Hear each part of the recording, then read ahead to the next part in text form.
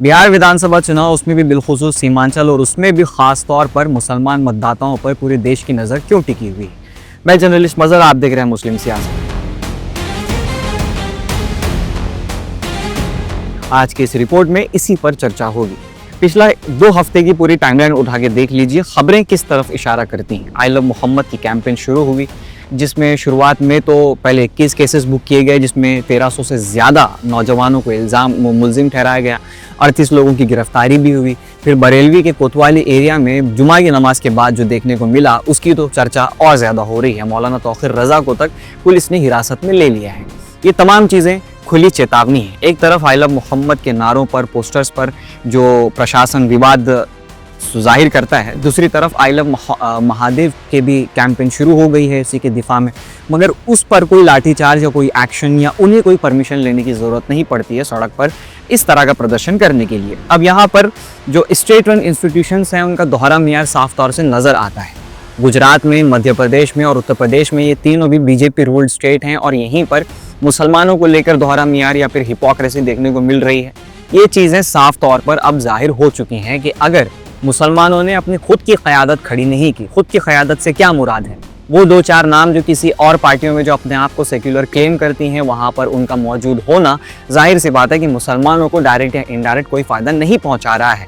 और जब बात आती है कोई एक पूरा पॉलिटिकल प्लेटफॉर्म जो बड़े स्टेज से मुसलमान शब्द के साथ इंसाफ का शब्द जोड़कर जनता को संबोधित करे, तो वैसे बहुत ही कम नाम बचे हुए हैं। तो अब यहाँ पर सबसे ज़रूरी बात यह है कि सीमांचल के जो मुस्लिम आबादी है, 17 समथिंग जो आबादी है, वो अब राजनीतिक भागीदारी की मांग कर रही है और सियासी शऊर जो नज़र आ रहा है, पॉलिटिकल अवेयरनेस, वो इन तमाम चीज़ों का जो दिफा में आप कह लीजिए या फिर इन्हीं चीज़ों की वजह से जो हादसात और जो हालात रोनुमा हो रहे हैं मुसलमानों को दबाने के लिए, उनकी सामाजिक छवि को बिगाड़ने के लिए तमाम जितनी भी चीज़ें हो रही हैं, उसकी दिफा में बिहार में जो पॉलिटिकल लैंडस्केप में चेंज देखने को मिल रहा है, मुसलमानों में सियासी शऊर देखने को मिल रहा है, वो एक बहुत ही बड़ी चीज़ हो सकती है।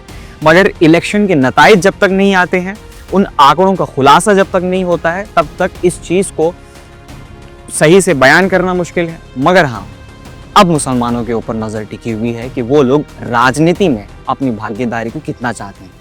तेजस्वी यादव जिस तरह सीमांचल को कामयाब करने से रोक रहे हैं, उसको मुंह तोड़ जवाब दिया जाएगा। वो इंडिया गठबंधन हमको भी नहीं ले रहा, तो हम काहे मतलब उसके साथ जाएंगे? हम अपना पार्टी में रहेंगे। लेकिन तेजस्वी साहब को ये समझना होगा कि मुसलमान का अगर वोट चाहिए तो मुसलमान का नेता भी चाहिए। अगर आपको मुसलमान का नेता नहीं चाहिए तो मुसलमान वोट भी नहीं देगा, और बगैर ओवैसी के तेजस्वी की सरकार नहीं बन सकती है, ये बात तय है। 2.5% वोट वाले को आप गले में कंधा पकड़ा के घुरा रहे हैं, कह रहे हैं कि 60 सीट दीजिए हमको, चुनाव के लड़ने के लिए डिप्टी सीएम बनाई। हम 19% वाले आपका झोला ढोते रहे। असल में बी टीम कौन हुआ? राहुल गांधी के भाई है वरुण गांधी, वो जाके बीजेपी में बी टीम हुए तो वो हुए। कांग्रेस तो हमको 70 साल से लूट के खा गया, आज तक वो कोई काम नहीं किया, बिहार को चूस लिया। वो बहुत आए बहुत चले गए, लेकिन कोई कुछ नहीं कर पाया। इस बार इसलिए पूरी जानो जी लगा के सरबर गुलाम जीतेंगे। अभी फिरौन का दौर है, मूसा जरूर आएगा। अभी फिरौन का दौर है, मूसा जरूर आएगा। असदुद्दीन का परचम पूरा भारत देश में लहरेगा। क्या वजह है कि सीमांचल का मुसलमान अचानक से सिर्फ डेवलपमेंट की नहीं बल्कि असेंबली में अपनी वकालत की भी बात कर रहा है? इन्हीं चीज़ों की वजह से, इन्हीं वजूहात की वजह से जो हालात बीजेपी रूल स्टेट में मुसलमानों के साथ किए जा रहे हैं। अब सीधा सीधा सवाल उन तमाम मुसलमानों के ऊपर आता है या फिर उन तमाम पिछड़े वर्ग के लोगों के ऊपर आता है जिनकी आवाज़ पॉलिटिकल लैंडस्केप में लगातार दबाई जा रही है। उनके लिए क्या जगह है? उनको अपनी जगह साझा नहीं हुई, और इसीलिए अब सीमांचल में जो बदलता हुआ सियासी मैदान है, वो इस चीज़ की तरफ इशारा कर रहा है कि अब बस बहुत हुआ।